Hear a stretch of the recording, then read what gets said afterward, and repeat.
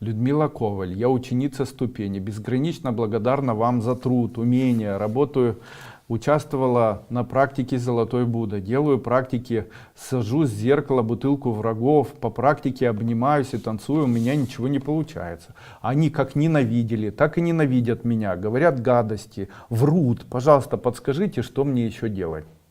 Вот смотрите, я вам сейчас объясню.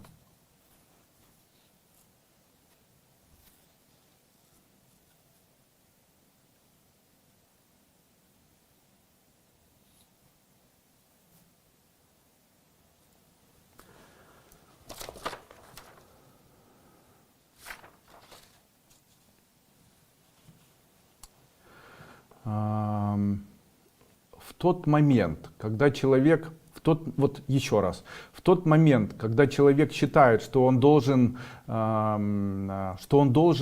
обезопасить себя от тех людей, которые есть, то он должен знать, почему это происходит. Когда человек, это тоже все связано с элементом любви. Когда человек начинает агрессивно себя вести, допустим, по отношению к вам, то что конкретно хочет этот человек? Давайте я скажу. Если человек по отношению к вам ведет себя агрессивно, допустим, в семье, то что хочет этот человек? Пока это рассмотрим. Что он хочет? Допустим, там мама плохо относится ко мне, там близкие, там тираны меня обижают, унижают, они плохо ко мне относятся. Что же они хотят? Я вам хочу сказать, что когда человек живет, то он хочет быть кому-то нужным. А также проявлением любви является элемент, когда человек безвозмездно что-либо для кого-либо делает. То есть вот мое служение детям является моим проявлением к ним любви. А есть другой тип людей. Это другой тип людей, которые за счет эгоизма навязывают свою любовь. Они говорят, ты должна, и там звони мне обязательно, ты еще какая-то, еще какая-то. И я хочу вам дать совет. Вы знаете, почему у вас постоянно столкновения с такими людьми происходит? Потому что вы должны с ними согласиться. Говорят вам, ты какашка, говорите, да, я какашка, мы все какашки.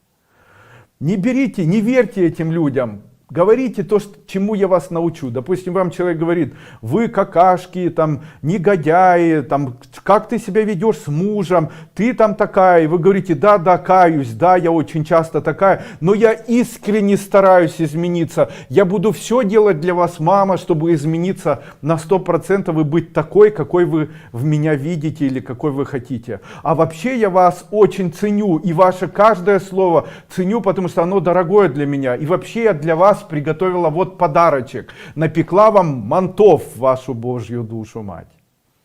И после чего вот эта мама, она будет по-другому относиться. Поверьте мне, они хотят любви, но они это делают, они ее требуют, они требуют внимания, и они хотят, чтобы вы это внимание сделали. Не обломится вам, когда человек говорит, а как же моя нравственность, как же мое мнение и так далее. Зачем вам это? Зачем вам это? У меня была одна женщина, она говорит, а я ему говорю, не хочу. А я говорю, а ты не говори не хочу, ты говори, я не могу, потому что у меня там что-то болит. Она говорит, как это? Ну так это. Он говорит, там, Людочка, Люда, принеси мне там то-то, то-то. Вы говорите, я не могу тебе принести, Сашечка, потому что у меня болит спинка. Будь другом, сделай это сам, пожалуйста, для меня. Будем друг друга беречь. Когда я ей это говорил, у нее глаза расширялись. Она говорит, я вообще никогда не думала, что так может быть.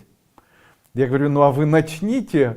И потом она мне говорит, вы представляете, это очень изменило моего мужа. Почему? Он начал лучше ко мне относиться. Приходит и говорит, Люда, открой мне форточку. Я говорю, не могу, Сашечка, я себя плохо чувствую. Давай сам форточку откроешь. После этого он говорит, встал, сам открыл форточку. Я говорю, спасибо, и нам всем вместе будет тепло. А также говорю, если он вас просит что-то делать, вы его просите, чтобы он знал, что это совместно. Поэтому если человек вам приказывает и говорит, сделай это, начните его просить. Обычно человек думает и боится что-либо делать. Вот как я эту женщину обучал. Ей муж говорил, открой форточку. Она говорит, Сашечка, сделай то-то, то-то. И он говорил, хорошо. И вот видите, он ее просил что-то сделать, она его. Он ей Сашечка, она ему Людочка, как в этом фильме «Любовь и голуби». Ну и вернемся все-таки. И что же делать, чтобы враги отцепились? Хочу вам сказать, смотрите, мои друзья, враги фактически являются прообразом фекалий, говна, самого настоящего. Пусть меня Бог простит за эти слова. Духовный учитель ругается, видите. Совершенно недавно, там несколько дней назад, было выпущено компанией Торонто видео такое, где они там каким-то образом дискриминируют мне там какие-то, инкриминируют мне какие-то там негативные высказывания, там, считают, что я что-то не так или так делаю, там, организовал свою секту и так далее. И сразу же создается такой вопрос. Это же ушат грязи, то есть они это выливают, как на это необходимо реагировать? Я хочу вам сказать, уважаемые друзья, первое, то, что они говорят, это неправда. Доказать им это невозможно. Первое, почему невозможно доказать? Для того, чтобы умный человек дураку что-либо доказал, он должен разговаривать с ним на одном языке. И обучить его либо своему уму, либо опуститься до его уровня и разговаривать с ним на его уровне. Так вот, умному человеку бесполезно доказывать что-то дураку, потому что, имея ум, опуститься на уровень дурака невозможно. И, естественно, это самая большая проблема. Поэтому в случае, если вы умный человек, вы дураку доказывать ничего не будете никогда. Почему? Он не поймет. Это бесполезно делать. Второе, если это говно, которое люди выливают, то тогда оно в свою очередь может меня загрязнить. Поэтому если я на него обращаю внимание и прикасаюсь к нему, то я сам могу быть человеком пахнущим. Поэтому первое, не обращайте на это внимания. Второе, говно может превратиться в навоз. А навоз в свое время может превратиться в самое настоящее удобрение. А в хорошем удобрении проявляются очень хорошие условия для развития чего-то хорошего. Именно поэтому, если на вас льют, если на вас говорят, если против вас ведут, то необращение внимания со временем создаст условия, при котором вы начнете процветать. Главное, не прикасайтесь к этому. И тут сразу же момент, Андрей Андреевич, ну а как же тогда справляться с этим состоянием, которое у меня возникает, когда я слышу эту информацию и начинает она меня раздражать и так далее? Есть эзотерический метод. Возьмите листок бумаги и напишите на этом листе бумаги историю о том, как бы вы им отомстили.